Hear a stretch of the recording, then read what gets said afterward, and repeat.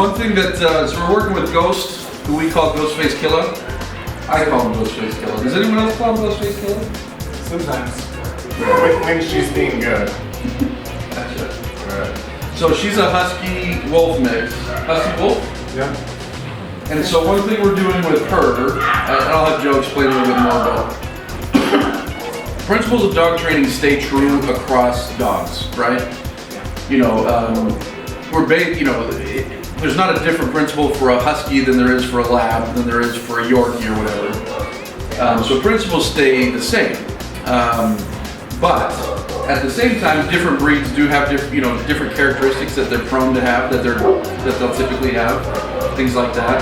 And so it's not that we would completely throw out the playbook, but with a different breed or a different whatever, we might change things a little bit within the same principles in order to accommodate that. So for example, with a dog like this, we might use a little bit more food, and the reason is that if you've ever worked with Huskies or Wolves or hybrids or whatever, oftentimes they're a lot more independent. Especially Huskies for sure were bred to pull sleds and bred to work independently, and so there's a lot of Huskies that aren't terribly needing that relationship. And so what we might do with a dog what we are doing with a dog like this is we're using a little bit more food in the beginning. Just to get the dog accustomed to looking at us, to looking at us more, to paying attention to us more, to seeing us more. Because like I say, it might not be natural for a dog like her. So you can see every time that she really engages with Joe, there's movement, there's food, there's excitement, there's energy. We want her to see, for example, a Lab or an Australian Shepherd might come out of the womb looking at people and being like, oh, I want to focus on you. A dog like this might come out of the womb being like, oh, I want to focus on everything but you. And so, like I say, it's not like this principle is different than what we would do with a Lab. We just might use more food. We just, we might use, we might mark those moments a little bit better when the dog is giving us the focus and helping the dog want to, magnetize towards us, or really just pay a lot more attention to us, so that as the dog progresses in the training, we've got that foundation of the dog's like, all right, you're a center of my universe. Like I say, if you talk to the average Husky owner and you say, are you the center of your dog's universe? They're going to laugh at you. And then they're going to cry a little bit. There'll be mixed emotions. Exactly.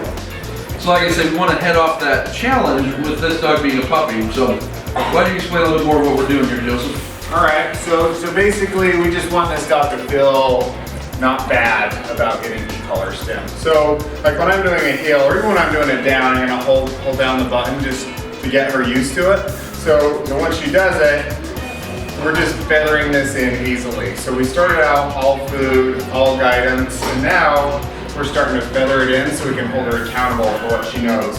So we're gonna let her get away from me, let her go for a treat, one that she sees. I'll keep trying until she does it. Now when I want to call her back, come. Good, good. So I used a little bit of stim there and let out when she resolved it. So another example. So you're using stim and food? Stim and food, yeah. Stimulation from the collar by stim. Good. Just low level. What are we on? 7. So really low level stimulation. And so I'll kind of hold it up when I'm using it just so you can see. I'm going to be giving my food across me right here. So when I'm doing the heel, let her get away, heel. Now I'm holding and let up. Good. And I let up right as she's in the right position. Good. Sit. Good. So we're keeping the heel really short for right now. I don't need a lot of duration on the heel. Okay. Good. But the difference between this and the first time we pulled her out, she wouldn't really take a treat well. She definitely wouldn't engage as far as eye contact goes. And so these are foundational things. Like we want to work on making the dog check with us and like feel good about interacting with us before we really move on. So it's relationship first, then we work on obedience. And kind of do it at the same time, but relationship first. So I still remember when I first started my career, and this doesn't really happen anymore, but I would get folks that would call me, they say like, I've got a German Shepherd, have you ever trained German Shepherds? Or I've got a Rottweiler, have you ever trained Rottweilers? Or I've got a Yorkie, have you ever trained Yorkies? Because most folks are under the impression that their dog is so unique that you have to like completely change everything. And it's just not the case, but there is a lot of benefit in having worked with multiple cases of the same breed, because while the principles will always remain the same, of learning, of correction, of motivation, the principles will always be the same.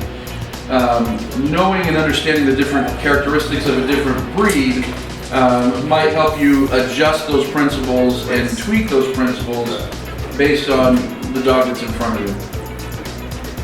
Did you get that when you were first starting? When people be like, "Hey, have you ever worked with a lab before?" Yeah. I think I said that to the first trainer that I hired. Oh, did you? Yeah, I was that guy. Well, you had a dogo. Yeah. Is that what you asked? Yeah, I go to Argentina. So have you ever worked with a dogo? Yeah, because the internet told me it was a mythical creature that could only be trained a certain way. Yeah, the internet tells you a lot of funny things about dogs. It's ironic that you're watching this on the internet. Because essentially we could be telling you whatever. Good. And you have to believe it. You have to, it's online. Good. It's on the YouTubes.